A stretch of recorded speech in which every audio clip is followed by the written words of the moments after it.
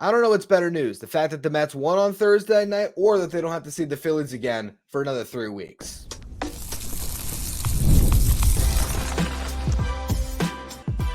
You are Locked On Mets, your daily New York Mets podcast. Part of the Locked On Podcast Network, your team every day. Well, you amazing Mets fans, you're watching Locked On Mets, part of the Locked On Podcast Network, your team every day. I'm your host, Ryan Finkelstein. If you want to find any of my work, follow me on X at Finkelstein Ryan. You can also find some of my writing at justbaseball.com, where I work as the managing editor. Today's episode is brought to you by FanDuel. Make every moment more. Right now, new customers get $150 in bonus bets with any winning $5 bet. That's $150 with any winning $5 bet. Visit FanDuel.com/lockedon to get started. The Mets' march back to 500 began on Thursday night. They somehow got a victory. Now, hopefully, going to Miami, they can have a sweep coming up here, a must-sweep series. Gets a really bad Marlins team, get themselves right back to square one at 500. But nope. FanDuel.com/lockedon to get started. Wow. The Mets survived. That's the way I described it after the game. That was a win by the Mets against the Phillies on Thursday night. That was never fun. Not for a single moment in the game. I guess I'll retract. Pete Alonso's homer in the first inning, that was fun. Brett Beatty's RBI double in the second inning, also fun. But funny enough, the Mets end up squaring up Taijuan Walker great through the first couple innings there. And then he gets hit by a comebacker on the foot, has to leave the game. And then the bullpen just completely turned the faucet off there. The Mets just could do nothing after that. And while Jose Quintana threw the ball well through the first 5 innings, he gave up a couple of hits in the 6th. Reed Garrett comes on, and that small lead evaporated for the Mets. Garrett gave up a base hit to Alec Bohm. It's frustrating to me to see how good Alec Bohm has become for this team because it was always one of those sore spots on their roster. Like, all right, they got maybe a league average third baseman. Well, Bohm, all of a sudden, a lot more than that. He's been arguably their best hitter this year.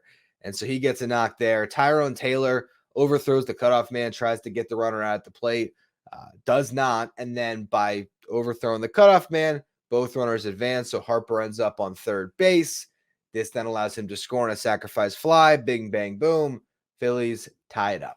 Then they take a lead because Garrett, who struck out the first 2 batters he saw in the 7th, ends up walking Bryson Stott. Stott, man, comes off the bench, and he was a real Mets killer in this series. Then he gives up a double, Garrett does, to Kyle Schwarber to drive in Stott, and you thought that might be it. But the Mets got some help from the Phillies. Tyrone Taylor reached on an error following inning. Pete Alonso walked. Francisco Lindor and JD Martinez both struck out. So you're looking at a situation where the Mets had Tyrone Taylor on second base with no outs, and it looked like he was going to be left there.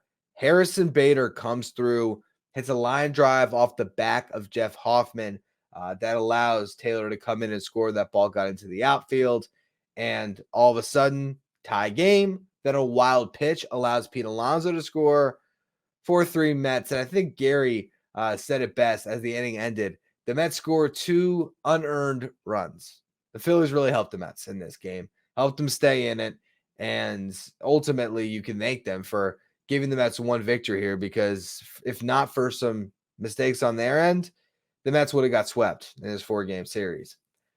Let's talk about Edwin Diaz, though. He blew another one.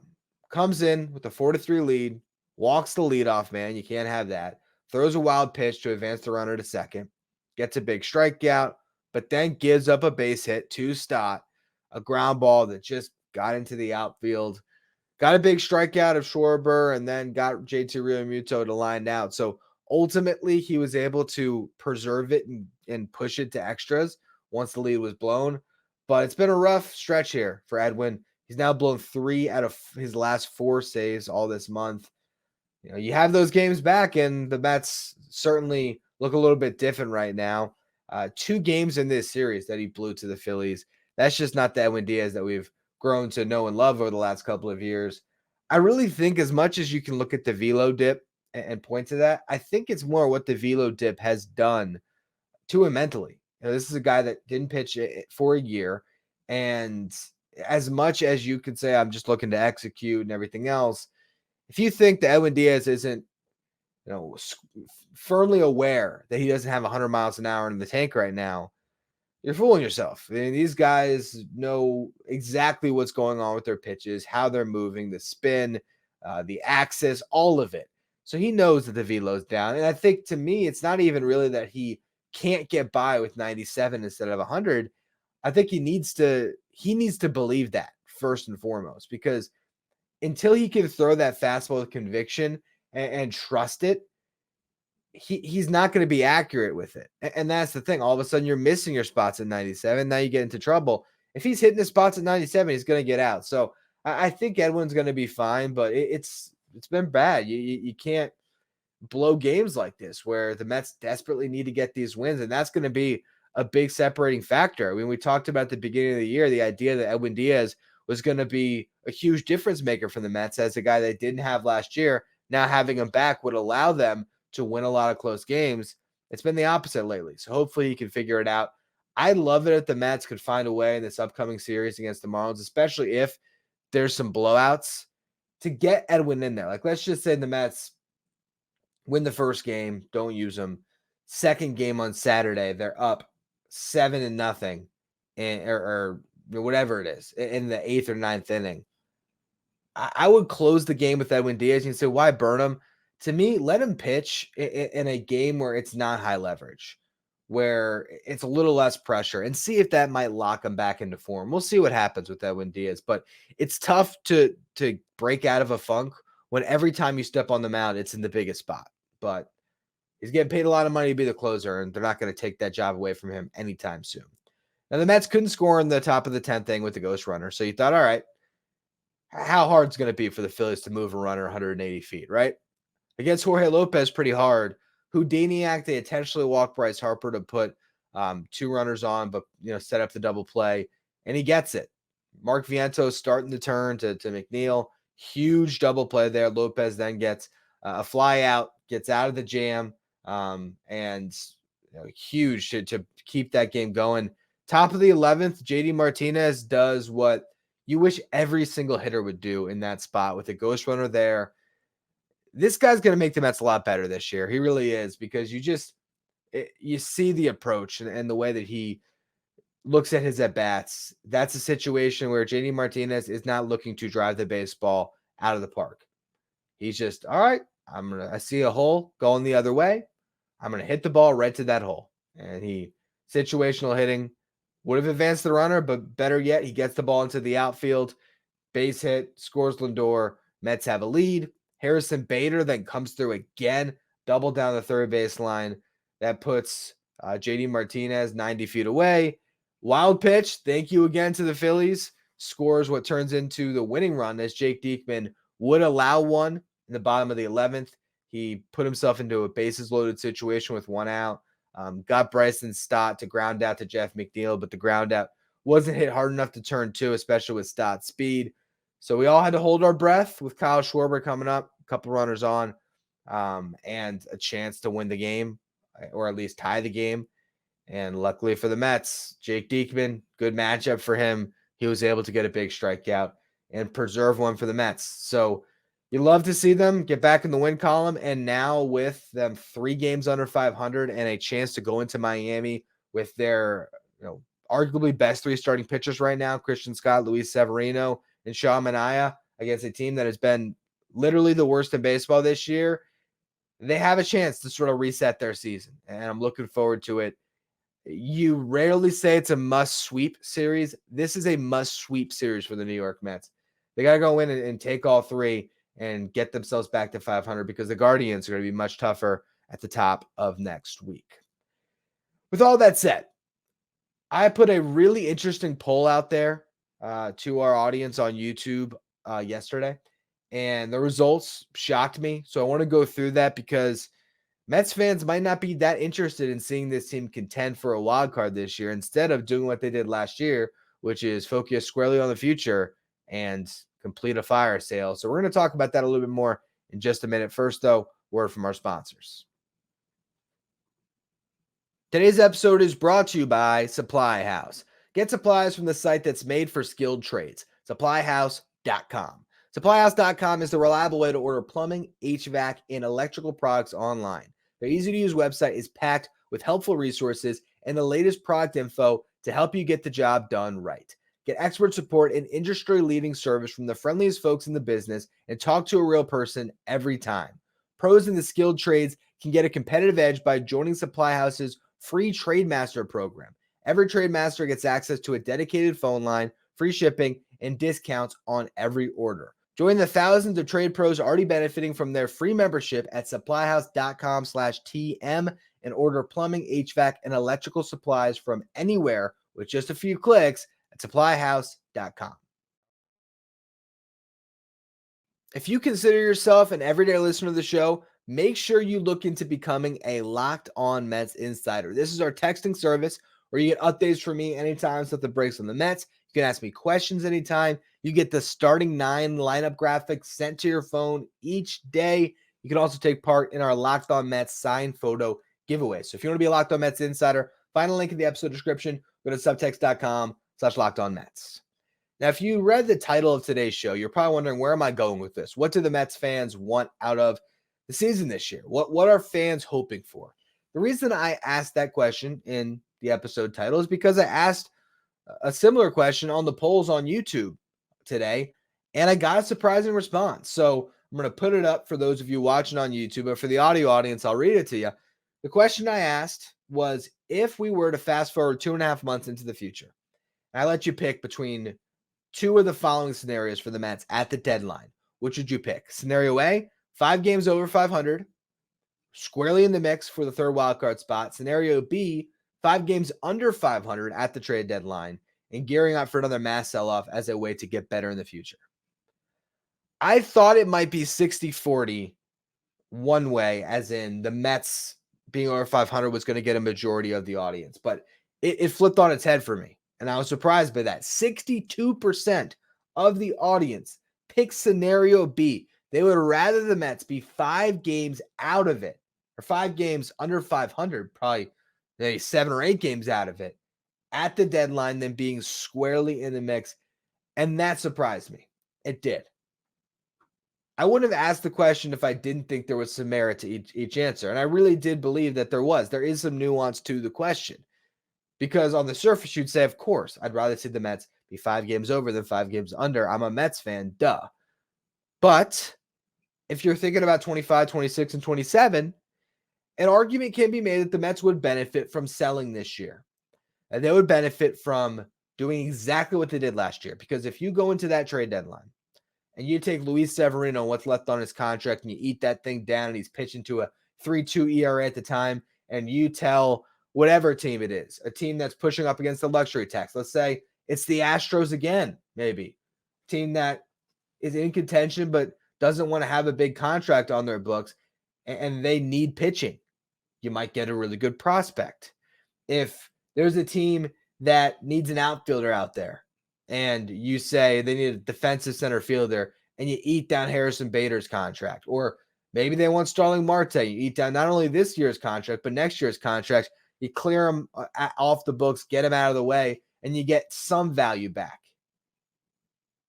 And then, of course, there's relief pitchers and everything else that you could potentially move, and other starting pitchers as well. But yes, there is a case to be made that for the future, the best thing the Mets could do is sell. And the biggest part of it would then be selling Pete Alonso, eating down his $20 million that he's making, or the prorated version of what's left, and trading him at the deadline too. And then all of a sudden, you might have one of the best farm systems in baseball if you're not already there yet. We're going to talk about the farm system a little bit more for our Friday Farm Report in the next segment. So there is a strong argument to be made that for the long-term future of the New York Mets, that's the best thing. Here's my issue with it. It's way too early to be wanting that as a fan. And I don't want 2.5 months of baseball that leads the Mets to 5 games under at that point. And I'd prefer them to have a run this year because, for one, you never know. Imagine the Mets are the third wildcard team and you just happen to end up there with Severino pitching well, Kodai Senga, your bullpen's great, and you get hot in October. You never know what can happen. I'm not saying that the Mets are a World Series favorite by any stretch of the imagination. And I would honestly look at their odds in the wild card race right now, and I would not put money on the Mets being a playoff team. I wouldn't. But with that said, the Diamondbacks, the Phillies 2 years ago, they've shown us that any team can get hot in October and make some noise. And I would trade whatever minimal prospect return that they might get back, or even if it is 3 really good prospects. I don't think they're going to be at the same level as the prospects they got back for aces last year. Pitching moves the needle. Could Sevy get them something? That's the one guy that I look at and say maybe he keeps pitching the way he has so far. But I don't think that you're going to get some generational return at this deadline with what the Mets have to sell. And I would prefer, if you told me, and now if I changed the question, I would have got a different response, right? But if you told me that the Mets squeak into the playoffs and in a wild card matchup against the Phillies, they knocked them out in a 3-game short series, and they sent that team packing, even if they got blown out by the Dodgers or the Braves in the next round, who cares? That would make this entire season worth it. Now, if I put the poll and I phrased it that way, of course, the odds would change. If I said, hey, scenario A, the Mets make the playoffs and they beat the Phillies in the wild card round. Scenario B, they sell and they get 2 top 100 prospects. Maybe that's tomorrow's poll question. I don't know. But to me, I would still like to see this team try to win games. And it's just kind of crazy how a narrative can start to build, because what was talked about today around the Mets, there was discussion of a meeting that happened in the clubhouse last night with Francisco Lindor, Brandon Nimmo, and Starling Marte as they tried to dot the I's, cross the T's, and figure out what's going on right now, how to kind of correct it. David Stearns met with the media before the game today, and he was asked about the prospect of selling, and of course he shrugged it off way too early, yada, yada, yada. He answered that the way you have to, and I really do believe the Mets have no intentions to sell right now. You listen to WFAN today. Every once in a while, I'll see a clip on YouTube from those guys, and I was like, oh, man, I got to see what the Gasbacks are saying about the Mets right now, Sal Licata and Brandon Tierney, and they were going through it, and they're saying that they should be trading guys now. That now is the time. You got to be on the phone for the next 2.5 months. Man, teams aren't even thinking that far ahead. Like, if the Mets are going to sell, they can effectively run their trade deadline in the week that leads up to it. They can, because they're going to do their due diligence, as every team does throughout the year, scouting every player in baseball. That's what these franchises do.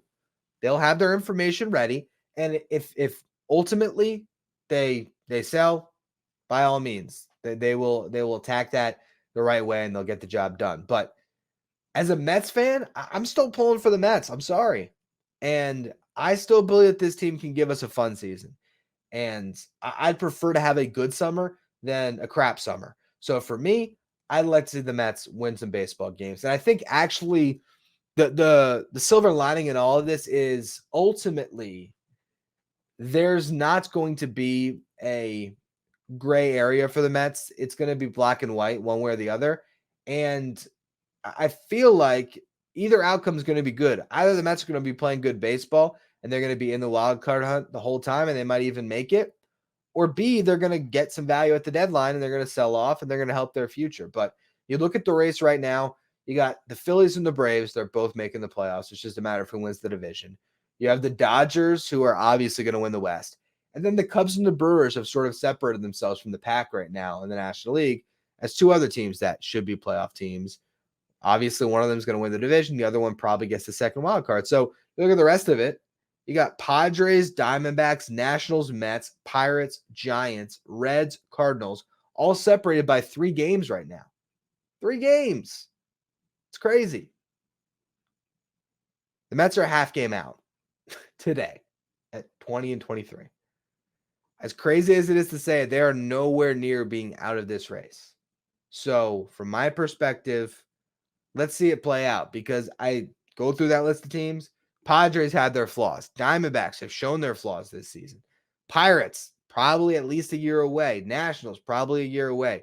Giants don't look like a very good team. The Reds and the Cardinals, either one of them could click into gear, and I would definitely, pick the Reds between the two, but neither one of them looks like juggernauts.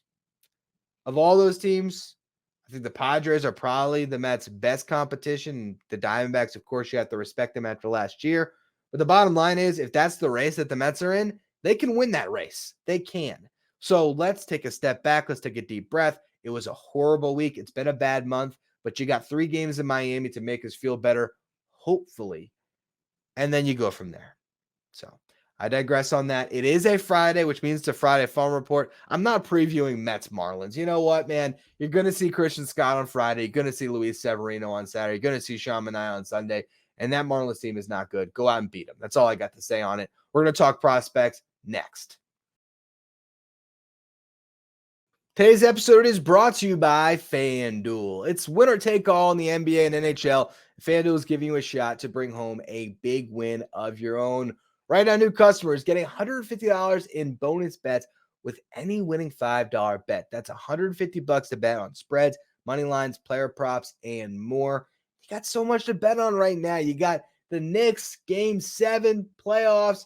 You got the NHL playoffs, Rangers. You got Mets. You got Yankees. You got so many different things that you could use that $150 of bonus bets on and keep on winning and winning and winning. So just visit FanDuel.com/lockedon and make your first bet a layup. Make every playoff shot count. FanDuel, America's #1 sportsbook. With both the NBA and NHL playoffs going on right now, you want to stay up to date on all the latest in the world of sports, and that's why you should be watching Locked On Sports Today, the first ever 24/7 streaming channel on YouTube. It covers everything we got going on in the sports world. So head over to Locked On Sports Today and get plugged in on the action. Friday Farm Report time. Let's go through the Mets system starting in AAA and catch you up on all the Mets' top prospects. Luis Acuna starting to turn a corner a little bit. The numbers are still bad on the season. Even look at the last 2 weeks. His OPS is not that strong. He's not hitting for a bunch of power. He's not having multi-hit games, really, but he did have a 10-game hitting streak. Just recently it was snapped, then he got another hit, so he's hit safely in 11 of his last 12 games. Acuna's got to watch, because if you get to a point this season where you want a super utility guy, a guy that can back up second, short, third, Acuna's your guy, and he's been playing up the middle at second, short, and center. He's done a good job with that. I think he can be a really nice bench piece for this team at the end of the season, and maybe even more. He could be the starting second baseman if McNeil continues to struggle, but he's got to start hitting in AAA first, and he's a long way away, I still think, from actually getting that call, unless it's strictly out of some necessity. But honestly, I could not see, even though he's on the 40, let's just say Lindor went down or McNeil went down tomorrow, I still think Iglesias is going to be the first guy up. Jose Iglesias, that is. He'll be added to the 40, and he'll be the veteran that starts as the stopgap. I don't know if we'll see Acuna this year, but it's good that he's healthy, that he's playing every day, and that he's growing as a player and developing, and hopefully we'll see a really hot June. I think he's trending that way, but we got to see him actually do it. Dom Hamill and Mike Vassell are the other prospects to watch in AAA. Neither really doing much right now. Hamill has struggled in his last 3 starts, allowed 12 runs in 10 1/3 innings pitched. Mike Vassell has cut his ERA a couple of points here, but it went from 10.8 to 8.49, so still not great from him. We'll see how those two guys continue to fare. I don't know. I think their stock might plummet a little bit at the end of this season, just because if the numbers aren't there in AAA, and for Vassell, that'd be 2 years in a row, other guys who are thriving in double are going to start to get more recognition. And that's where we're at with Blade Tidwell, who right now you can make an argument that he is the best pitching prospect in this system, assuming that Scott fully graduates this year. But if we're taking Scott out of the mix as a guy that's already in a big league rotation, Tidwell's probably the guy. Another great start today on Thursday. 6 innings pitched, 4 hits allowed, 1 walk, 6 strikeouts. On the season, he's got a 2.41 ERA and 37 1/3 innings pitched, 44 strikeouts to 11 walks. Still, would like to see the walks come down a smidge, but that's nowhere near as bad as it could have been for a guy like Tidwell that could sometimes be a little bit all over the place when it comes to his pitches. Seems that the command is much better. Got a 1.07 whip on the year. Really been dominant. He could be in the AAA rotation by the end of this season, knocking on the door for 2025. That's a guy that we can be really excited about. Joander Suarez, a 2.17 ERA in AA, 0.86 whip in 37 and a third. I'm pulling for Suarez, man, because where I work, justbaseball.com, we have all of the top prospects for each team, top 15s. Arm Layden, who joined the show a month ago about now, broke down his top 15, and I wrote up the players to watch section. And I threw Suarez in there. Then I listened to the Call Up, which is our prospect-based show at Just Baseball, and I heard them say this was a Finkelstein special because our managing editor threw in Suarez, and they looked at his numbers last year, which weren't great in high A, and kind of dismissed them. But Joander Suarez is a guy that flashed in a cameo in AA last year where he threw whatever it was, 13 no-hit innings in a row, 13 and a third, including a 7-inning no-hitter and a doubleheader.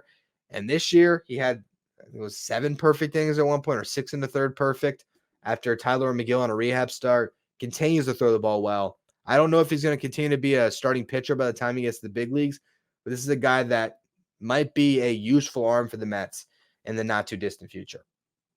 Brandon Sproat made his first AA start. I think it was today, or maybe that was yesterday. Regardless, 5 innings. Actually, Tidwell pitched today, so it must have been yesterday, the day before. Regardless, though, 5 innings pitched, allowed 3 hits, walked 2, did not allow a run, struck out 6. So Sproat, first test and double, good signs. He's the other guy you can make an argument for best pitching prospect in this system. Also in AA, you got Kevin Parada, 539 OPS. He's struggling so far. Alex Ramirez got off to a great start. His OPS is down to 722. It's been a bad couple weeks for him. Ryan Clifford has now played 3 games in AA, 1 for 10 with 5 strikeouts, 2 walks. I think it might be a struggle for him there, but he's got a whole season to learn and grow, and we'll see what Clifford is by the end of the year. Moving to high A, the Brooklyn Cyclones, Nolan McLean, the Shohei Ohtani of Brooklyn, who's not Shohei Ohtani because offensively, his last 3 games over the past week here, 0 for 11 with 8 strikeouts. Not the best. As a pitcher, though, pretty damn good. 4 innings pitched today, allowed 1 unearned run on 5 hits, hit a batter, walked 1, struck out 9. He has a 2.57 ERA in the season and 28 innings pitched with 36 strikeouts. And even better, he gave up 6 earned runs in his second start. So over his last 5 starts, he has allowed just 2 earned runs in 22 innings pitched. So really coming into his own, a guy that's sort of raw when it comes to being a pitcher. He was a reliever in college. Now they're trying to make him a starting pitcher. We've seen this story before. Hello, Christian Scott. So we'll see how McLean develops, but a guy that is definitely looking like a top 10 pitching prospect in the system. He's probably already there, maybe even verging on top 5. It's a trio atop, and then you have a couple guys under it. The trio atop, in my eyes right now, it's Tidwell at Sproat. If you want to make a case for Hamill because he's in triple, I'd hear you out. But Jonah Tong's the third guy I'm looking at, and then I would look at Hamill, McLean, Vassell, and that kind of next tier. Jonah Tong had a rough start for him, 3 2/3, allowed 3 runs, 2 of them earned, 2 walks, only 4 strikeouts. He's getting challenged now in high A. He's 20 years old. But with that said, he's allowed only 3 earned runs in 12 2/3, 15 strikeouts, 9 walks. It's a far cry from the low A numbers where he was just blowing everyone away, 36 strikeouts and 18 2/3 innings pitched, only 5 walks. But Jonah Tong is absolutely a guy to watch throughout the rest of this year and moving forward. Really exciting pitching prospect they got now. Last time I did a Friday Farm Report, I thought about including this guy, and I got some comments on it. So we'll give him a shout out now. Nick LaRusso, 9th round pick last year, 23-year-old third baseman, not considered much of a prospect yet. But hey, if you hit, you'll get recognized. He's hitting 275 in high A, 361 on base, 480 slug, got an 841 OPS. Nick Morabito, talked about him a bunch on last week's Farm Report on Friday. First 8 games of Brooklyn since the promotion. So far, so good. He's 11 for 30, so he's hitting over 350. 4 walks, 5 strikeouts, 3 doubles. He's also swiped 7 bags on 8 attempts. So he's got 18 stolen bases already this year. Nick Morabito, he's looking like a guy for sure. Last but not least, low A St. Lucie. Last year's first-round pick, Colin Houck, still struggling, 500 OPS. Marco Vargas is back off the IL. And since he's returned, 6 for 18 with 2 doubles, 6 walks, and only 1 strikeout. Got a 500 on-base percentage in his game since coming off. If you remember, Marco Vargas was the headliner in the David Robertson trade last year and looking like a very good potential second baseman. I don't know if I'd say second baseman of the future, but maybe a really good utility guy who can get on base a ton. He's got a pretty bright future. He could play shortstop, but right now he's sliding over to second with Houck in place, and that might be the better spot for him long-term because he could profile as an elite defender at that position, but probably a guy that is your backup shortstop, but your second baseman, third base, a guy that can kind of play all over. Another infielder, Boston Barrow in low A. He's hitting 288, 377 on base, 404 slug in his first 14 games played. He's got 14 ribbies, 4 doubles, a triple, 3 stolen bases. He was the Mets' 8th round pick last year, but that's a little bit deceiving because he was picked out of high school and paid a lot over slot to sign with the Mets. So Boston Barrow, definitely a guy to continue to keep our eye on. But the real star of St. Lucie is Jesus Baez, who struggled last year in the Complex League after coming over from the Dominican Summer League a year prior, where he was the Mets Player of the Year over there. Now, fully adjusted after 1 year stateside, he is looking fantastic. He's leading the team in runs scored, RBIs, and home runs with 21 runs, 19 RBIs, 5 homers. He's hitting 293 on the season, 349 on base, 479 slug. But you actually zero in on what he's done in the month of May, hitting 345, 400, 636 slug. 4 of his 5 home runs have come this month. Baez's power is something that really kind of wowed scouts and allowed him to remain kind of consensus top 30, even though he had a rough year last year. And now we're seeing that power realized, and he's playing third base. He could be the best third base prospect in this system. I think Jacob Reamer will have something to say about that when he comes off being hurt. But we're probably not going to see Reamer until some point June, July. So Baez right now is getting some shine in St. Lucie as the star of that team and a guy that might just force his way up to Brooklyn. I don't know how quickly they promote him, but at some point in the not too distant future. I think when you have a guy hitting this well at his age, you probably want to keep him where he's at for a little bit, let him feel great in the box for a while, but eventually they should move him on this year and get him up to high A. Anyway, that's going to be all for today's edition of Locked On Mets. Hope you all enjoyed the show.